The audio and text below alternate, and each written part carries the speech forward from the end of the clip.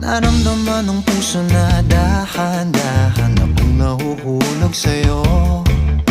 Sa kada araw natin na pag-uusap, meron nang namumuo